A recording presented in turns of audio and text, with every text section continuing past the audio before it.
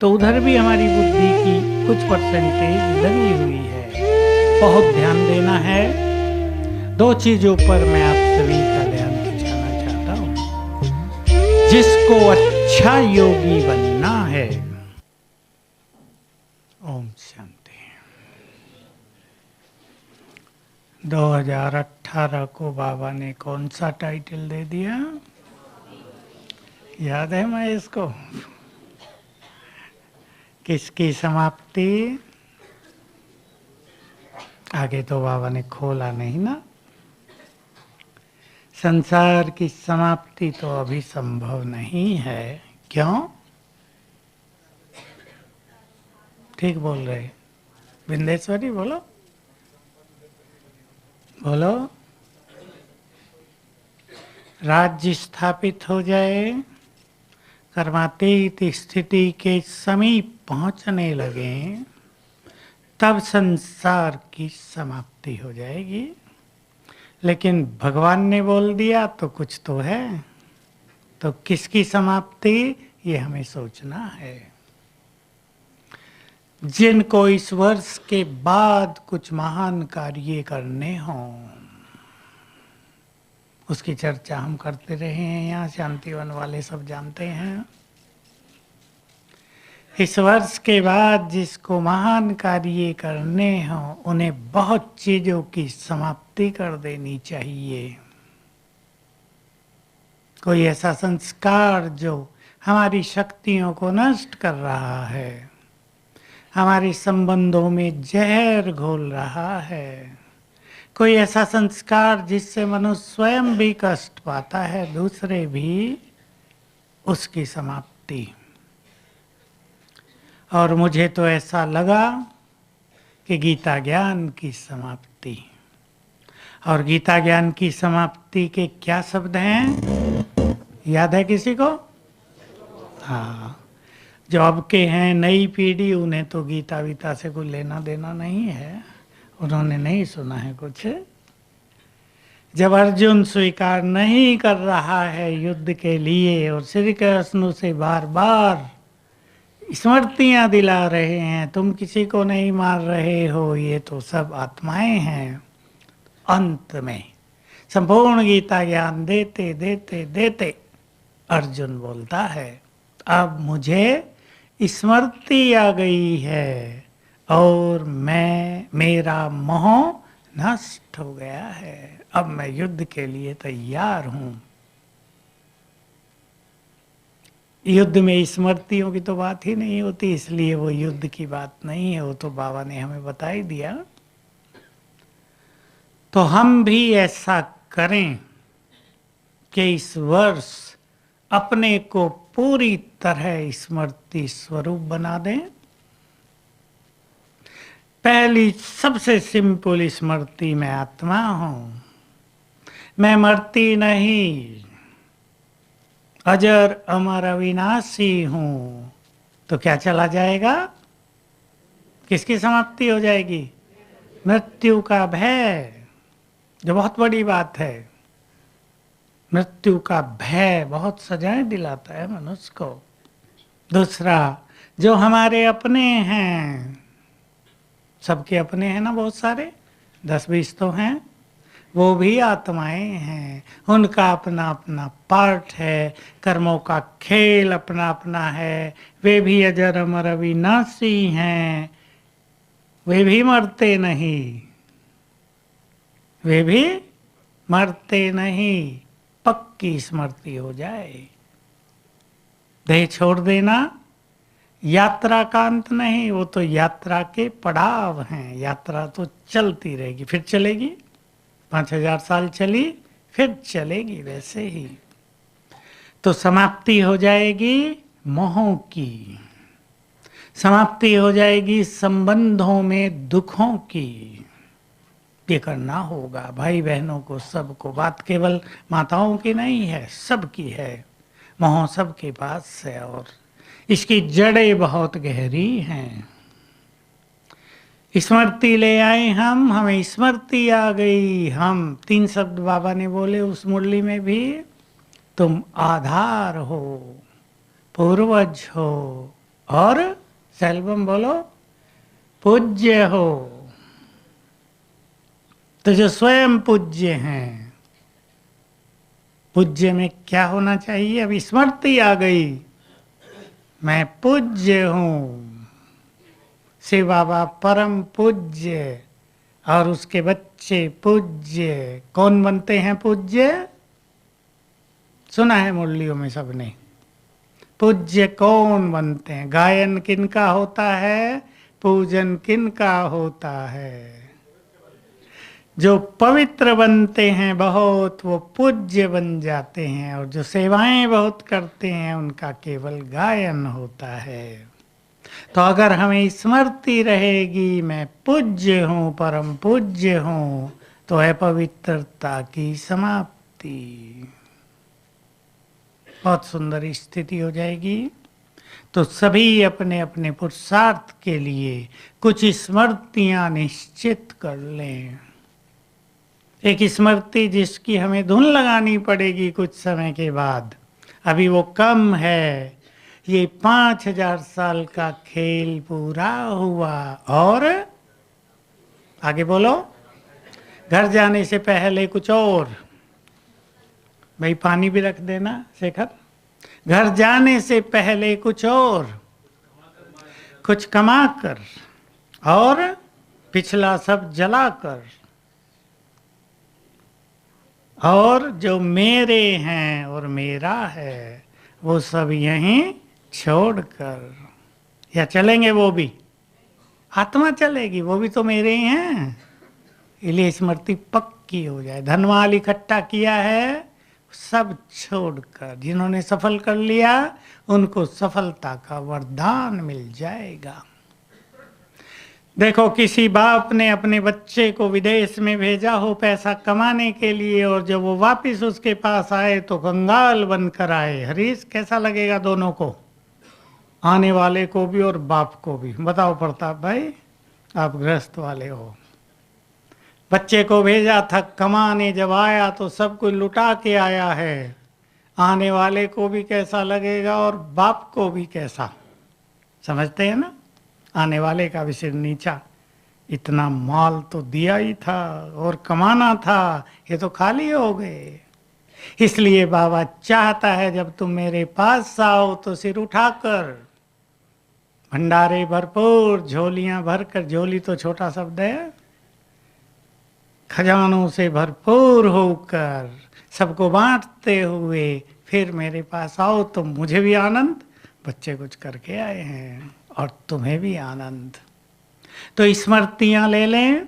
ये स्मृति अगर रहने लगे कि सब कुछ छोड़कर वापस चलना है, भरपूर होकर चलना है, यहाँ से उपराम हो जाएंगे। इसकी बहुत जरूरत पड़ेगी, क्योंकि जब तक वैराग्य नहीं होगा तब तक तपस्या होगी नहीं। और अभी वैराग्य ब्राह्मणों की डिक्शनरी में आया नहीं है। जरा पहले आया था, फिर लोप हो गया, अब तक आया नहीं, बहुत साल हो गए। समय वैराग्य दिलाएगा, समय टीचर बनेगा। याद है ना बाबा की मुरली जो पुराने हैं? समय तुम्हारा शिक्षक बन जाएगा। दो ही चीजें हैं संसार में, समय और समझ। जब समय है, अगर तब समझ है, तो समय को सफल कर लिया जाता है। और बहुतों को समझ तब आती है जब समय हाथ से निकल जाता है। आती है समझ, तब क्या होता है सब जानते हैं।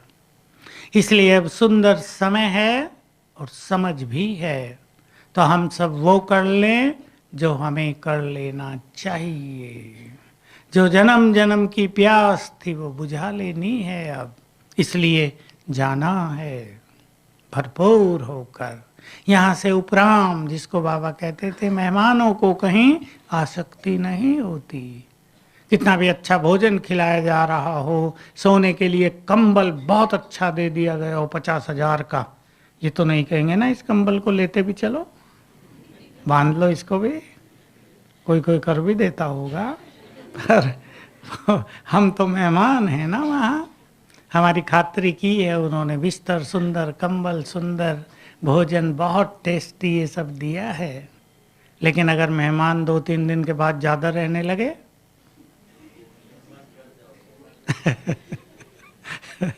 गड़बड़ हो जाएगी ना। तो मेहमान की अगर आसक्ति हो जाए कि बड़ा अच्छा भोजन मिलता है, यही डेरा जमा लो, तो आत्माओं के साथ यही तो हुआ है। यहीं बैठ गए हैं, बहुत अच्छा है, बहुत कुछ मिल रहा है। अब हम सभी इस स्मृति में आ जाएं। जाना है, जनवरी चल रही है ना, ये बहुत अच्छी स्मृति सबको रखनी है। 2 दिन बीत गए हैं, बाकी 28 दिन। जो बहुत अच्छे पुरुषार्थी हैं वो रोज की प्लानिंग करें। 3 पॉइंट प्लानिंग केवल आज हम ये अभ्यास करेंगे। जो श्रेष्ठ पुरुषार्थी यहाँ बैठे हैं, नहीं तो क्या होगा, थोड़ी उमंग रही फिर उमंग खत्म हो जाएगी, वैसे के वैसे ही रह जाएंगे। इसलिए रोज की प्लानिंग, रोज के सुंदर अभ्यास, ये अभ्यास ले लें। यही जनवरी मास हम सबको ब्रह्मा बाबा की याद भी दिलाता है। और याद हम भक्तों की तरह नहीं करते, जैसे आजकल भक्त अपने गुरुओं को भी याद करते हैं, फूल चढ़ा देते हैं, भेंट भोग। हम कैसे याद करते हैं उन्हें, बोलो। हम क्यों याद करते हैं उन्हें? फॉलो करने के लिए। हम ये याद करके खुश नहीं होते ब्रह्मा बाबा बहुत अच्छे थे, बड़े महान थे, बहुत बड़े त्यागी तपस्वी समर्पित थे, ये इससे काम नहीं चलेगा। वो तो महान थे, पर हम क्या, उनके बच्चे कैसे?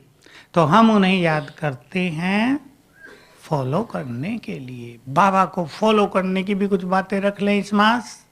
बोलो, क्या फॉलो करेंगे? बोलो। नहीं, बड़ी, ये थोड़ी बड़ी बात नहीं करेंगे, बहुत प्रैक्टिकल करेंगे, जो रोज हो। त्याग एक लंबी प्रक्रिया है। पहली चीज है आत्मा की प्रैक्टिस, आत्मिक दृष्टि भी और अशरीरी होना भी। दूसरी जो बाबा की बहुत ही सुंदर साधना थी, भविष्य का नशा। हम भी इसको ले लें, भविष्य का नशा। बाबा ने कहा ना, अलर्ट रहे ब्रह्मा, और आखिर में सबको अलर्ट कर गए। बैठते भी ऐसे थे 93 ईयर्स में भी, कमर सीधी, ये पैर इस पैर पे, जरा भी उतारते नहीं थे। हम लोग चढ़ा भी ले तो 10 मिनट में वापस उतार देंगे, 1 घंटा वैसे ही। 93 में देख लो आप, 93 वर्ष की आयु। तो बाबा को फॉलो करना है। भविष्य का नशा जैसा उनमें था, वैसा ही हम में भी। क्या बाबा भी सवेरे कभी 6 बजे तक सोया होगा? सामने लाओ बाबा को, 5 बजे तक, 4 बजे तक भी नहीं। मैं जब पहली बार आया तो बाबा का कमरा हमारे कमरे के सामने था। जल्दी उठते थे, 3 बजे उठेंगे। उठ के बाहर आए, गर्मी के दिन थे, जून, देखा तो बाबा मच्छरदानी के बीच में बैठा है, योग में मगन, सो रहे हैं। फिर बाबा को देखते थे, अभी 10:15 बज गए हैं, 10:30, देखा फिर बाबा बैठा ही है। मच्छरदानी लगती थी बाबा का जो कमरा है ना, उसके बाहर, बाहर जो रूम बना ना, चप्पलें उतारते हैं, वो रूम नहीं था, 2-2 फुट की दीवार, बाकी खुला। तो कभी मिस नहीं हुआ। परसों भी था। बाबा का प्यार किससे था?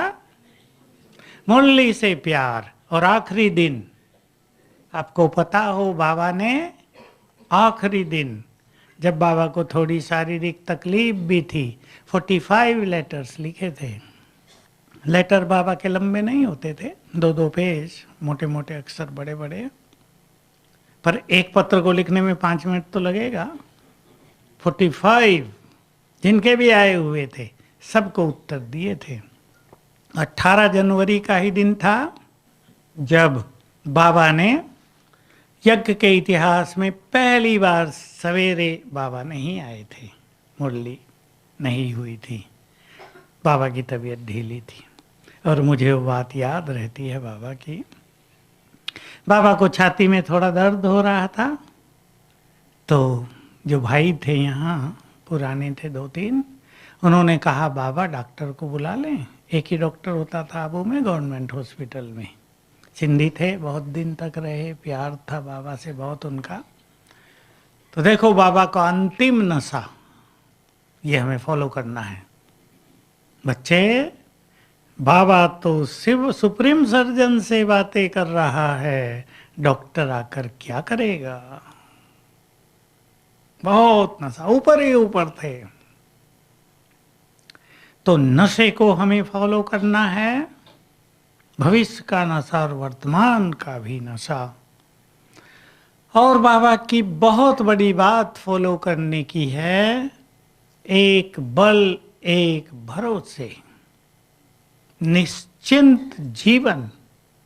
हम सोच नहीं सकते, बाबा अकेला ही तो था पुरुषों में, बाकी 2-4 और आए थे बुजुर्ग, वो सब चले गए शरीर छोड़ के। बाकी छोटे, यंग, अकेला, कोई ऐसा भी नहीं जिससे बैठ के राय सलाह कर ले बाबा। भाई कोई बात आई है, राय सलाह कर लें घरों में जैसे करते हैं, लेकिन एक के भरोसे पर अचल अडोल। बेगरी पार्ट आया, बाहरी रूप से बहुत विघन समस्याएं आई बाबा के सामने, बहुत ज़्यादा आई। बाबा को मारने के लिए भी लोग आए, पर खैर उसको मार तो कोई सकता ही नहीं था, क्योंकि सर्वशक्तिवान बॉडीगार्ड था, वो तो बात अलग है। पर बाबा निश्चिंत, बिल्कुल मस्त फकीर, कोई चिंता नहीं, कल क्या होगा ये सब नहीं, संपूर्ण ज्ञान किसने यज्ञ रचा और ये कैसे संपूर्ण होगा यज्ञ, सब पता है। इसलिए जो कुछ बीच में आ रहा है वो मात्र पेपर है, परीक्षा है, वो पूर्ण हो जाएगी, उसका भविष्य से कुछ ज़्यादा लेना देना नहीं। ये नहीं अब कुछ आ रहा है तो भविष्य को भी कमज़ोर कर बैठें, परेशान रहने लगें, स्थिति बिगाड़ लें। बाबा की स्थिति अचल अडोल। और जिस बात की चर्चा ही नहीं होती है उसकी भी थोड़ी चर्चा कर लें। प्योरिटी में परफेक्ट, संपूर्ण निर्विकारी बन गए। सबसे पहली आत्मा वो जो संपूर्ण निर्विकारी बनी। संपूर्ण निर्विकारी में काम क्रोध लोभ मोह अहंकार भी, और भी जो छोटे विकार हैं उनसे भी मुक्त। न आलस, न अलबेलापन, न किसी से वैर भाव जरा भी। ईर्षा की तो बात ही नहीं, सब उसके बच्चे हैं, किससे ईर्षा करेगा वो, वही तो सबसे महान है, ईर्षा किससे करे। ईर्षा का तो प्रश्न ही नहीं था। लेकिन बहुत बहुत बहुत पवित्र, जिनकी पवित्रता ने उन्हें फरिश्ता बना दिया, बिल्कुल बाप समान, नेक्स्ट टू गॉड। और अब दोनों मिलकर ऊपर से स्थापना का कार्य संपन्न कर रहे हैं। मुझे किसी ने बताया आज भी कि किम जोंग तो तैयार बैठा है एटम बम, हाइड्रोजन बम छोड़ने के लिए। इसको क्या हो गया, मान ही नहीं रहा किसी की। मैं कहा तुम्हें नहीं पता इसको क्या हो गया, ऊपर से काम हो रहा है। ये काम तो सब ऊपर से हो रहे हैं, अब नीचे वाले तो इंस्ट्रूमेंट हैं केवल। नहीं तो छोटा सा देश, गरीब सा देश, उसको मिल के दबा नहीं सकते सब। वो नहीं मान रहा किसी की, क्योंकि ऊपर का फोर्स ज़्यादा है। तो दोनों ऊपर से नए युग रचने का महान कार्य कर रहे हैं। तो न आलस था, न अलबेलापन था। बीमार बाबा भी हुए, ऐसे कोई ना सोचो ब्रह्मा थे, शिव बाबा उनके तन में आते थे तो कोई बीमारी उनको नहीं हुई, लेकिन किसी ने देखा नहीं उनको बीमार। वो किसी को पता नहीं चला कि बाबा को भी कुछ हो रहा है, जबकि बाबा ने अपने सभी बच्चों को सेवा पर भेज दिया था। जो भी बाबा की संभाल भी करते थे ना और बहुत केयर करते थे, सब सेवा पर जाओ, यहाँ क्या करोगे। बहुत थोड़ी आत्माएं यहाँ रही थी। तो अपने लिए जिन्हें कुछ नहीं चाहिए था, ऐसे ब्रह्मा बाबा जो सबको आगे बढ़ाने में सुख अनुभव करते थे, ऐसे थे हमारे बाबा। जो दूसरों को आगे बढ़ाता है वही सबसे आगे। बाबा क्या कह देता था, ये बच्चा मेरे से भी ज्यादा होशियार है, जबकि ब्रह्मा से होशियार तो कोई हो ही नहीं सकता। संसार में सबसे अधिक बुद्धिमान यदि कोई है, भाग्य विधाता, तो वो ब्रह्मा बाबा ही होते हैं। ज्ञान की दृष्टि से भी हम समझते हैं। मामा की बहुत महिमा करते थे बाबा, मेरे से अच्छा भाषण करती है मामा। सो तो खैर था भी, मामा एक एक टॉपिक पर बोलती थी और बहुत फ्लुएंटली बोलती थी। हम जब आए तो सोच सोच के हैरान होते थे, इतनी गहरी बातें। मुझे बहुत याद रहती है एक बात, योग में लोग सिखाते रहे सन्यासी, मन को अमन कर दो, मन में कोई संकल्प न उठे। अरे तुम कहते हो ब्रह्म को संकल्प उठा सृष्टि रचूं, जब ब्रह्म को ही संकल्प उठ गया तो तुम कैसे संकल्पों से मुक्त हो गए? कितनी गहरी बात मामा सुनाती थी, बहुत ही गहरी बातें। तो बाबा, क्योंकि उसके बच्चे हैं सब, अपने बच्चों को आगे बढ़ते देख जैसे माँ बाप खुश होते हैं, वैसे ही थे बाबा हमारे। माँ भी थी और बाप भी थे। हम भी उनको इस रूप में फॉलो करेंगे तो भविष्य का नशा भी, गहन तपस्या भी, बहुत सुंदर तपस्या की है। शास्त्रों में तो दिखाया है, कोई भी मनुष्य यदि ब्रह्मा से मिलने ब्रह्मलोक में जाता है, उन्होंने ब्रह्मलोक ही कह दिया, वो हमेशा देखता है ब्रह्मा तो तपस्या में बैठे हैं। निरंतर के तपस्वी थे बाबा, त्यागी भी, तपस्वी भी, समर्पण भाव भी। और त्याग और समर्पण भाव तो इतना था कि अपने लिए जिन्होंने कुछ नहीं चाहा, नाम भी बच्चों का हो मेरा नहीं, कह देते थे ब्रह्मा के थोड़ा ही कई मंदिर हैं, ब्रह्मा को कोई नहीं पूजता, कोई नहीं जानता, तुम्हारे मंदिर हैं देवियों के, देवताओं के, तुम्हारा गायन पूजन है। ये उनका बहुत बड़ा त्याग जो हम सबका श्रेष्ठ भाग्य बना गया। पसंद है? अब चुन लेना सभी। जनवरी मास में ही फॉलो फादर की भी 5 बातें और स्मृतियाँ कम से कम 8 सभी अपने अपने पास लिखेंगे, बदलते रहेंगे। सप्ताह की 7, सप्ताह की 7, रोज एक, बहुत अच्छी लेनी है। मैं पवित्रता का फरिश्ता हूं। मुझे एक बात और कहनी है, जो बहुत अच्छे पुरुषार्थी हैं, जो बाबा से वरदान लेते हैं, उन्हें इस वर्ष ही अपने वरदानी स्वरूप से सेवा प्रारंभ करनी है।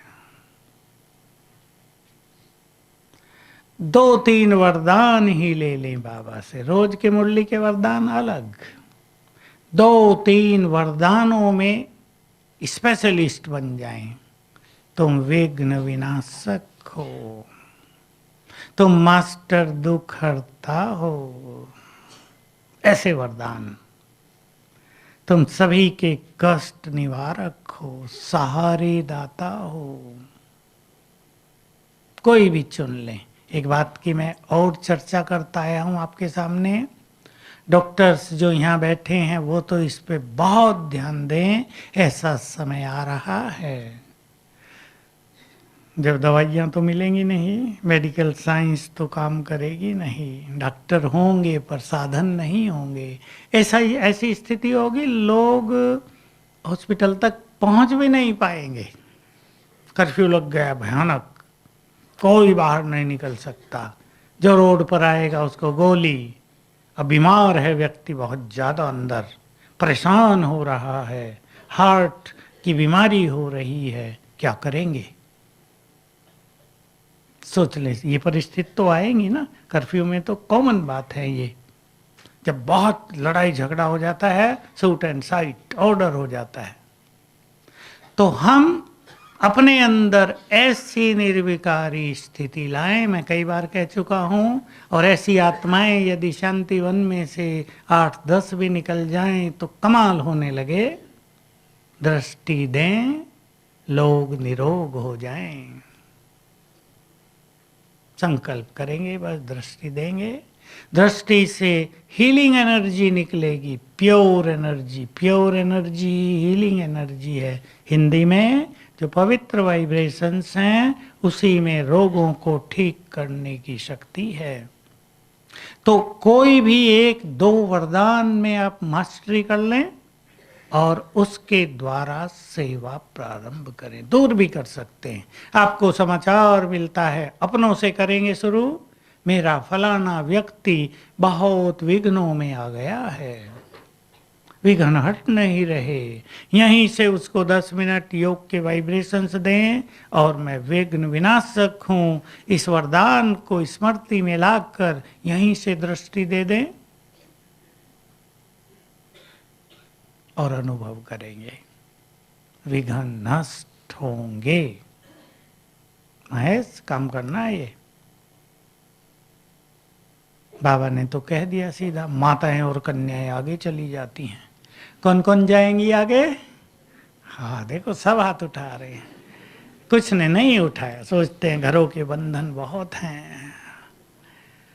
जो आगे जाना चाहे उसको संसार में कोई रोक नहीं सकता। पानी बहता है, अपना मार्ग खुद बना लेता है या नहीं?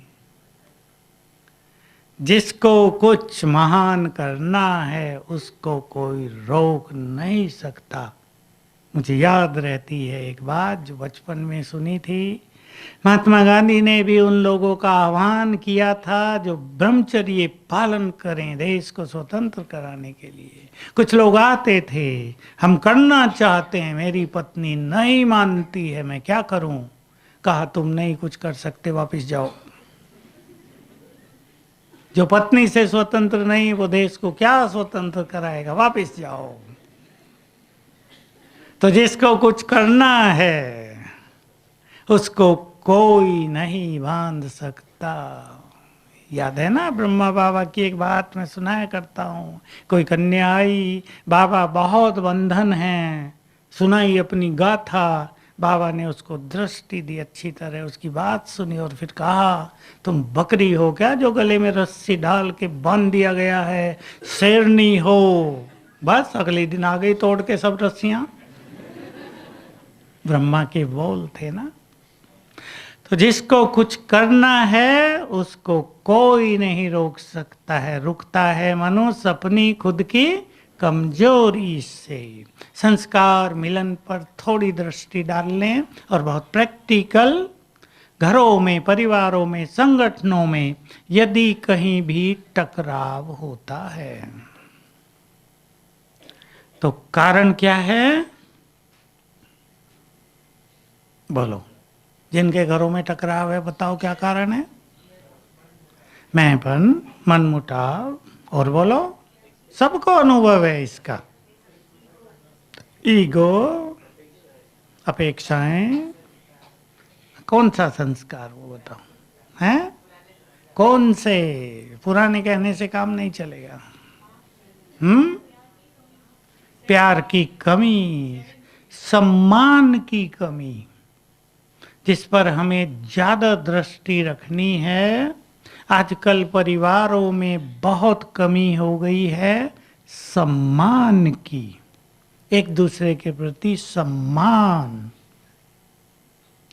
सभी एक जैसे नहीं होते। कई बच्चे माँ बाप को बहुत सम्मान करते हैं, माँ बाप बुजुर्ग हो गए, बहुत सेवा करते हैं, लिए घूमते हैं, हम देखते हैं ऐसे बच्चों को। थोड़े हैं जो नहीं करते, वो हाईलाइट हो जाते हैं कि देखा बच्चे माँ बाप को पूछते नहीं, बहुत तो पूछते हैं। मेरे पास आज ही एक माता आई, मेरा लड़का 6 साल से मेरे से बात नहीं करता और उसकी पत्नी यानी मेरी बहू 8 साल से बात नहीं करती। अब बेचारी को भारी तो लगेगा ना, बच्चे हैं। कितना अच्छा हो कि परिवारों में प्यार की गंगा बहती हो, सबको अपनापन लगता हो। अब बात तो नहीं करते लेकिन आगे चल के कठिनाई तो होती है ना। एक समय आता है जब मनुष्य अकेला हो जाता है संसार में, और यदि उसने सबको खो दिया है, समझ सकते ना क्या होता है? बहुतों को अनुभव होगा। इसलिए मित्रों की संख्या बढ़ाएं, सभी शत्रु न बनाएं, अपनों को भी शत्रु न बना लें, अपने तो काम आएंगे ही। इसलिए परिवारों में सभी भाई बहनें बहुत अच्छी तरह अपने को बदलने का संकल्प करें। लेकिन क्या बदलना है? ये तो हम सब कहते हैं स्वयं को परिवर्तन करना है, पर किस में? अगर हमें ये पता नहीं है तो हम कहते ही रहेंगे खुद को बदलना है, अपने संस्कारों को बदलना है, लेकिन कौन सा? देखो, किसी में एक फीलिंग का संस्कार है बस। अब एक की फीलिंग सारे घर में कैसा माहौल कर देती है? उदासी जैसा, खुशी नहीं। एक में जिद करने का संस्कार हो, कैसा हो जाता है घरों का माहौल? भारी हो जाता है। उसको मनाने में सब लगे रहते हैं, सबकी एनर्जी शक्तियां उधर रहती और वो मानते नहीं। वो सोचते हैं ना मेरा बहुत अच्छा काम हो रहा, मानूंगी नहीं जब तक और थोड़ा कुछ ज़्यादा न मिल जाए। जिद के संस्कार, रूसने रूठने के संस्कार, और बहुत बुरी चीज फीलिंग के संस्कार, इन पे ध्यान देंगे। इससे दूसरों का नुकसान नहीं, अपना नुकसान है। बाबा ने कभी कहा, फीलिंग माना आधी मृत्यु। बहुत जबरदस्त चीज थी। मैंने भी अपने जीवन में बहुत पुरुषार्थ किया था इस पर। शुरू के दिनों फीलिंग तो आती थी, शुरू के सालों में 2-3 साल बहुत ध्यान दिया, और बाबा के कुछ महावाक्य मिलते रहे मुरलियों से। परफेक्ट माना नो इफेक्ट, फीलिंग प्रूफ बनो। फुल होंगे तो फीलिंग नहीं होगी। ये सुंदर वाक्य मिलते रहे, महावाक्य मिलते रहे। घड़ा फुल होता है तो छलकता नहीं है, खाली होता है तो बहुत छलकता है, पानी बाहर गिरता है। फुल बन जाओ, फीलिंग के लिए स्थान ही नहीं छोड़ो।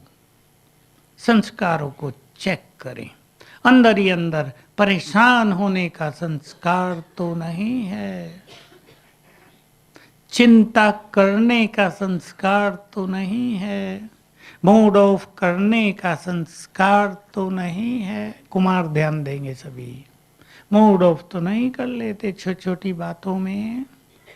ये सब हमारे अंदर की दिव्यता को खत्म कर देते हैं। छोटी छोटी बातें हैं, हम केवल अपने को संभालेंगे, हमें इनसे मुक्त रहना है। हम महान हैं। मूड ऑफ देखे कोई महान व्यक्ति का, आज तो इस महान व्यक्ति का मूड खराब है, कैसा लगेगा ये शब्द भी? आज तो देवी जी रूस गई हैं, भोग बेटा चढ़ाओ तो मान जाएं। ये संस्कार तो महान आत्माओं के नहीं है ना। आज तो ये महापुरुष बड़े गुस्से में है, आज नहीं इनके सामने जाएंगे, नहीं तो गड़बड़ हो जाएगी। अपने संस्कारों को सॉफ्ट स्वीट, बहुत मिलनसार, बहुत सरलता का बना लेना है। एक बात जो बहुत ध्यान देनी है, मैंने भी बहुत ध्यान दी है, इसलिए सबको वो ध्यान दिलाता हूँ। अब ये सोचना नहीं है कि जैसा हम चाहेंगे सब वैसा ही करेंगे, चाहे वो आपके बच्चे ही क्यों ना हो। आपका बिल्कुल समीप का साथी, पति पत्नी, जैसा मैं चाहूं वैसा ही दूसरा करे, ये संकल्प ही टकराव पैदा करता है, माहौल को गर्मा गर्म कर देता है। सरल चित्त बन जाएं, दूसरों को भी तो अपनी बुद्धि है ना, यूज करने दें। कई लोग कह देते हैं ये काम ऐसे ही करना है, अपनी बुद्धि नहीं चलाना बिल्कुल भी। तुम बहुत अपनी बुद्धि चलाते हो। अब उसको बुद्धि नहीं है क्या बेचारे को? अपनी बुद्धि को मार के वैसा ही करेगा जैसा बॉस ने कह दिया है। अब बॉस फिर बॉक्स बन जाते हैं, झगड़ा होने लगता है, गड़बड़ हो जाती है। थोड़ा हल्का करें अपने को, जो मैं कहूँ वही होना चाहिए। ये कड़ा संस्कार है, ये अहम का संस्कार है। सभी जो छोटे बैठे हैं अभी से सीखना प्रारंभ कर दें। दूसरे को भी बुद्धि है, हो सकता है हमसे अच्छी हो सकता है हमसे अच्छी राय उनके पास हो, हम रिजेक्ट नहीं करेंगे किसी की राय को। परिवारों में एक छोटा बच्चा भी बड़ों को अच्छी सलाह दे सकता है, कभी स्वीकार करेंगे। दादी के लिए कहा था ना बाबा ने, थोड़ा ही बच्चा बड़ा होगा, 2.5-3-4 साल का, बाप को राय देने लगेगा, प्रसिद्ध होने लगेगा, इसकी राय बहुत श्रेष्ठ है, माननी चाहिए।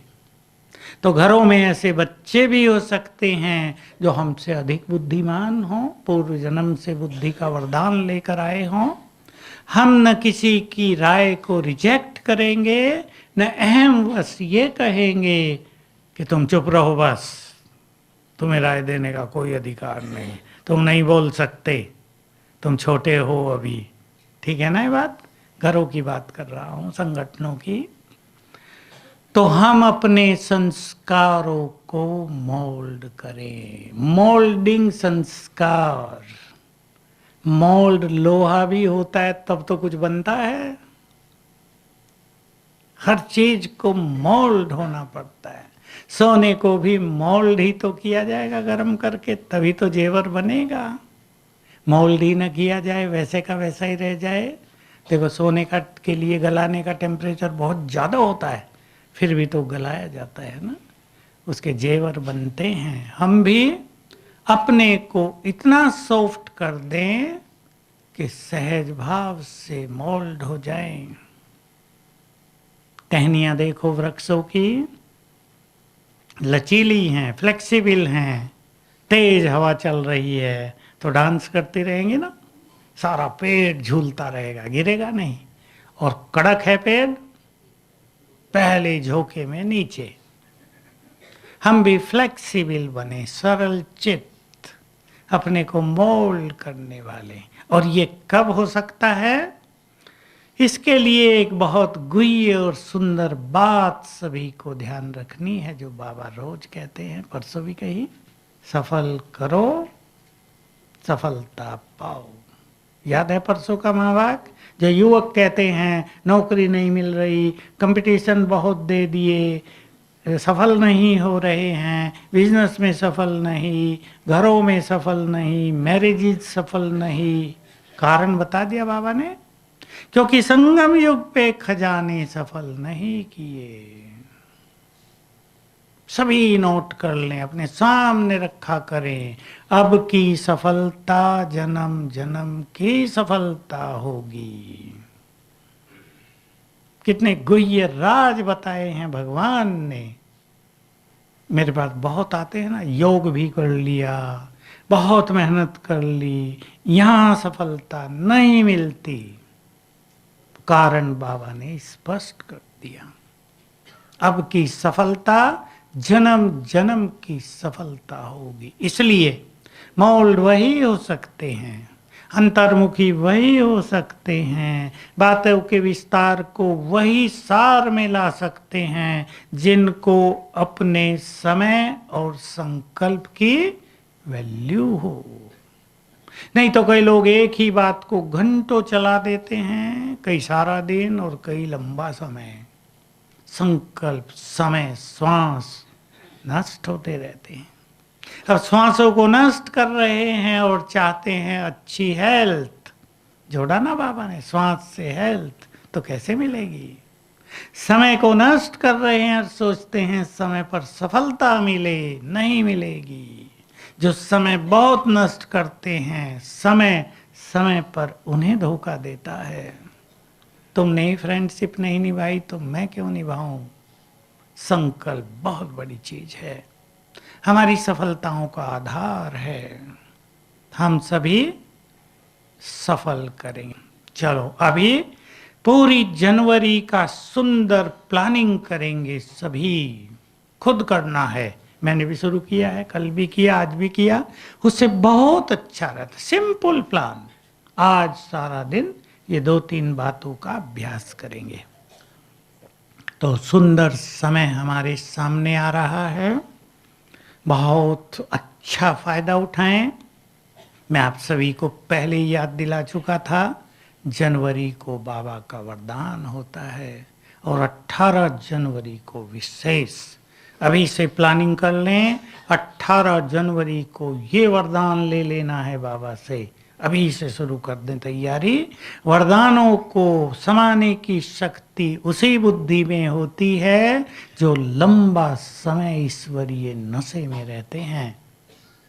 अब से लंबा समय ईश्वरीय नशे में रहेंगे तो 18 जनवरी को वरदान को समा सकेंगे और बाबा का हाथ अपने सिर पर रखा कर उस दिन कोई 1-2 पावरफुल वरदान जिससे हम विश्व की सेवा करें, विश्व का कल्याण करें, अपने लिए भी ले सकते हैं। निर्विघ्न जीवन, सुखी जीवन, हेल्दी जीवन, परिवार में प्यार भरा जीवन, ये भी, लेकिन विश्व के लिए भी। तो सभी बहुत अच्छा करेंगे। 18 जनवरी से पहले एक बार फिर मिलेंगे हम सब। ओम शांति। अभी बाबा का हाथ सिर पर रखाकर वतन में वरदान लेंगे जो आपको चाहिए।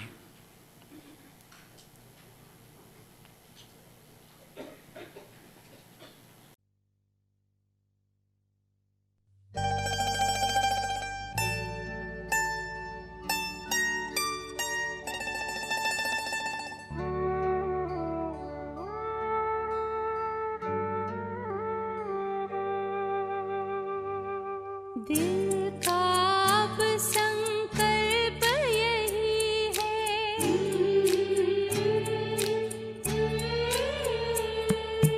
दिल का अब संकल्प यही है, बाबा तुम सा बनना ही है।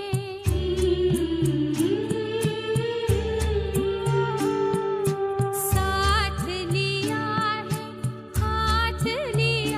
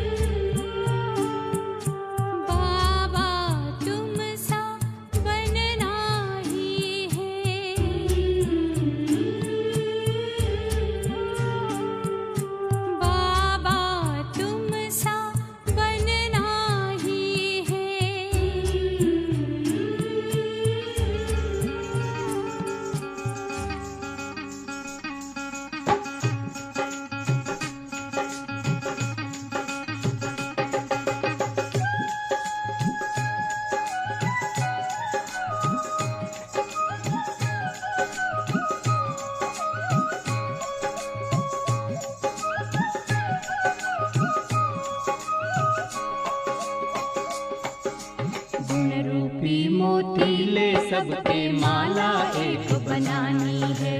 गुण रूपी मोती ले सबके माला एक बनानी है। एक स्नेह के धागे से हो, एक स्नेह के धागे से विश्व एक तालानी है।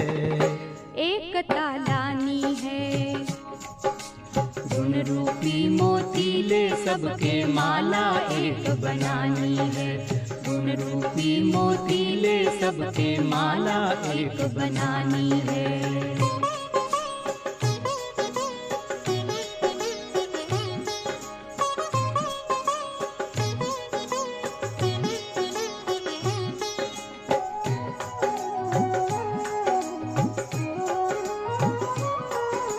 हर विजयी मोती ज्ञान सूली से पिरोते जाना है। हर विजयी मोती ज्ञान सुई से पिरोते जाना है। देवलोक की शोभा बढ़े हो, देवलोक की शोभा बढ़े, अब देवी हार सजाना है। इस माला के हर मोती में चमक रूहानी लानी है। हाँ, चमक रूहानी लानी है। गुण रूपी मोती ले सबके माला एक बनानी है। गुण रूपी मोती ले सबके माला एक बनानी है।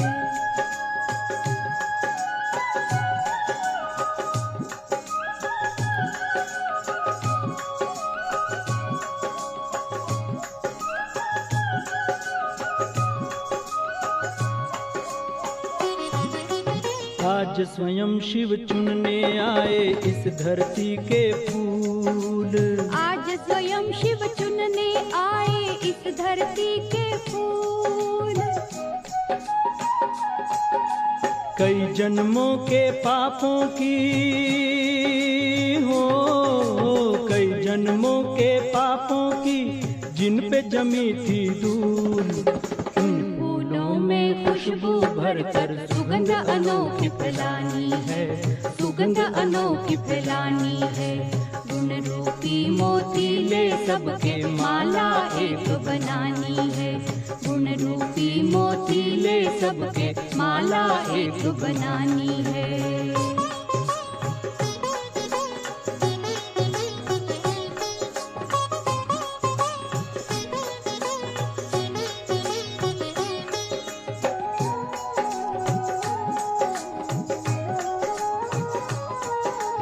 हर मानव को एक करे जो कर्म तेरा वो न्यारा हो। हर मानव को एक करे जो कर्म तेरा वो न्यारा हो। शिव से नाता सबका जुटाना हो, शिव से नाता सबका जुटाना, यही तुम्हारा नारा हो। सबको एक बनाए जो तेरी वो कहानी है। तेरी वो कहानी है। गुण रूपी मोती ले सबके माला एक बनानी है। एक स्नेह के धागे से, एक स्नेह के धागे से विश्व एक तालानी है। एक तालानी है। गुण रूपी मोती ले सबके माला एक बनानी है। गुण रूपी मोती ले सबके माला एक बनानी है।